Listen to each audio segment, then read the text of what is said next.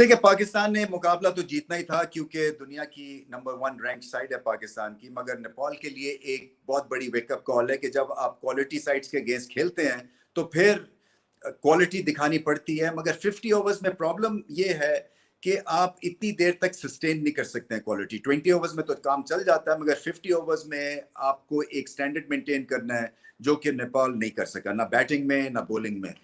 और पाकिस्तान की ये फतह इसलिए इंपॉर्टेंट थी, एक तो पहला मैच था, अगले राउंड के लिए क्वालिफाई कर गए हैं। मगर अगर हेडलाइंस बनानी है तो फिर इस तरह से आपको एक ऐसी टीम जो कि एक अपकमिंग टीम है उसके खिलाफ ऐसी परफॉर्मेंस दिखाने की जरूरत है ताकि पता चल सके कि जी हाँ 250 स्कोर से जीता है और वन साइडेड अफेयर था, और वन साइडेड अफेयर हुआ है। क्योंकि नेपाल को अभी बहुत मेहनत की जरूरत है।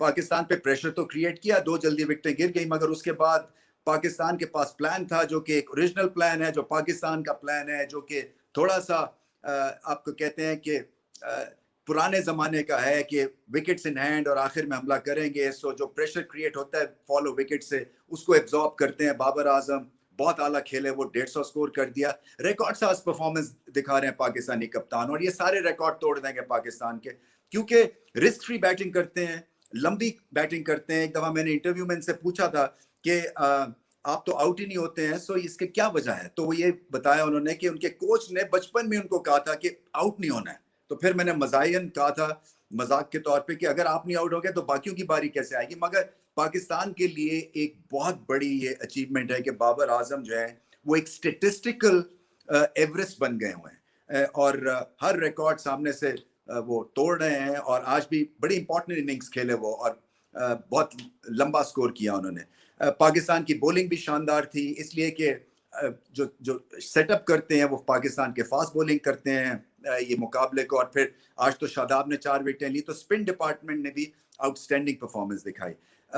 पाकिस्तान का जो एक तरह से फॉर्म में होना बड़ा ज़रूरी है, मिडिल ऑर्डर का फॉर्म में होना बड़ा ज़रूरी है। इफ्तिखार अहमद की फॉर्म में आने से बहुत हौसला मिलेगा, क्योंकि उनकी फॉर्म ऑफ लेट ठीक नहीं चल रही थी, स्पिन को इतना कुछ खास अच्छा खेल नहीं रहे थे। और ये मौका उनके लिए बेहतरीन था, क्योंकि ये हल्की बॉलिंग थी और उनके बिल्कुल एन मुताबिक बॉलिंग हुई, जहां पे वो क्लीन हिटिंग कर सकें और बहुत आला इनिंग्स खेले वो। इनफैक्ट उन्हीं की इनिंग्स की वजह से ये स्कोर यहां तक पहुंचा। बाबर आजम ने तो एक पार्टनरशिप बनाई रिजवान के साथ, मगर जो इफ्तिखार है उन्होंने इस इनिंग्स को उठान दी। प्रॉब्लम पाकिस्तान की जल्दी से मैं बता दूं क्या है, वो फखर जमान है। फखर जमान एक अनऑर्थोडॉक्स हिटर हैं, और अनऑर्थोडॉक्स हिटर जब आउट ऑफ फॉर्म हो जाते हैं तो जब ये ड्राइंग बोर्ड पे जाते हैं कि मेरे में क्या चीज़ गलत हो रही है, तो उसमें बहुत वक्त लगता है, क्योंकि कोई टेक्निकल फ्लॉ ऐसा नहीं है कि जो जल्दी से करेक्ट हो जाए, क्योंकि ग्रिप इनकी बॉटम हैंडेड है, लेग साइड पे ज़्यादा खेलते हैं, बल्ला तिरछा आता है, बट समहाउ ये एडजस्ट करके स्कोर करते हैं। मगर जब स्कोर नहीं हो रहा, और खासी देर से स्कोर नहीं हो रहा,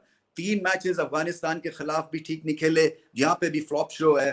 तो प्रॉब्लम है, इनकी बॉडी लैंग्वेज सफर कर रही है। पाकिस्तान को ओपनर चाहिए फॉर्म में, और कहीं इमाम उल हक जैसे जल्दी आउट हो गए आज, तो फिर प्रेशर क्रिएट हो जाता है सारी बैटिंग लाइनअप के ऊपर। सो फखर जमान के फ्यूचर को असेस करना है पाकिस्तान को, और देखना ये है कि क्या इनको रेस्ट करवाना चाहिए या नहीं। मेरे ख्याल से इनको रेस्ट करवाना चाहिए, क्योंकि थोड़ा सा इनको भी टाइम आउट मिलेगा तो इनके सिस्टम में कामनेस आएगी। क्योंकि देखा यही जा रहा है कि कभी रोक के स्कोर करने की कोशिश कर रहे हैं, उसमें भी फेल हो रहे हैं, कभी हिट मार के आउट ऑफ फॉर्म जो इनकी लगी हुई है उसको फॉर्म लेने के लिए एग्रेशन के बेस के ऊपर जो है वो खेलना चाहते हैं इनिंग्स, उसमें फेल हो रहे हैं। तो फिर जब दोनों एंड्स के ऊपर ऐसा फेलियर उनको मिल रहा है, तो फिर उनको साइडलाइन कर देना उनके लिए भी अच्छा है और पाकिस्तान टीम के लिए भी अच्छा है। बहुत बड़े प्लेयर हैं, बहुत अच्छे प्लेयर हैं, पाकिस्तान ने उनको खासे मौके दिए, बट मेरे ख्याल से भारत के अगेंस्ट इस फॉर्म के साथ उनके साथ चांस नहीं लिया जा सकता। तो बाबर आजम ने मेला लूटा, इसी तरह से शादाब ने मेला लूटा। बड़ी अच्छी बात है कि स्पिन डिपार्टमेंट जो है वो भी काम आई। बेशक नेपाल की बैटिंग लाइनअप कुछ खास नहीं है, मगर 4 विकेटें लेने से बड़ा हौसला बुलंद हुआ होगा। बाबर आजम से भी थोड़ा प्रेशर ऑफ हुआ होगा कि सारी कहानी फास्ट बॉलर के जिम्मे नहीं है, बल्कि स्पिन भी जो है हमारी काम आएगी, और आगे चल के ये शादाब की परफॉर्मेंस और ज्यादा उनके लिए हेल्पफुल होगी। तो अब चलते हैं Lipton performance of the day की तरफ।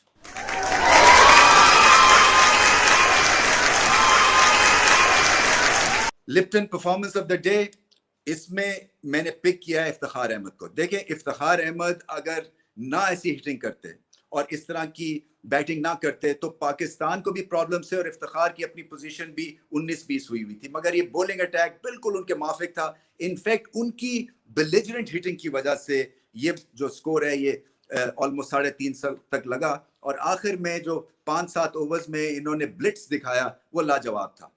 इनके पार बेस जो है वो बहुत ही अच्छा हिटिंग के लिए लंबी हिटिंग करते हैं और जब इनके रडार में गेंद आ जाए तो फिर चौका या छक्का लगता है। ये पहली इनकी सेंचुरी है और बड़े इंपॉर्टेंट मौके के ऊपर इन्होंने सेंचुरी की है क्योंकि एशिया कप का पहला मैच है। मिडिल ऑर्डर का फॉर्म में आना, इफ्तिखार के फॉर्म में आने से ये होता है कि आपका टॉप ऑर्डर रिलैक्स खेलता है। फिर ये नहीं वो समझते कि हम आउट हुए तो फिर क्या होगा। इनके फॉर्म में आने से एक तरह से तसल्ली भी मिलती है और जब इनका दिन होता है तो फिर इस तरह के ये हरक्यूलिस बन जाते हैं। अगला मुकाबला पाकिस्तान का भारत से है। कैंडी ट्रैवल करेंगे। जबरदस्त मुकाबला होने वाला है इसलिए कि दोनों टीम्स जो हैं वो बहुत ही माहिर हैं, बहुत ही ज्यादा नेचुरल टैलेंट और एबिलिटी है।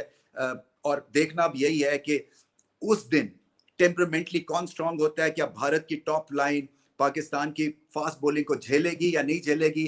क्या भारत के स्पिनर्स मिडिल ऑर्डर जो पाकिस्तान का एक तरह से वीक लिंक रहा है उसको डोमिनेट करेंगे या नहीं करेंगे।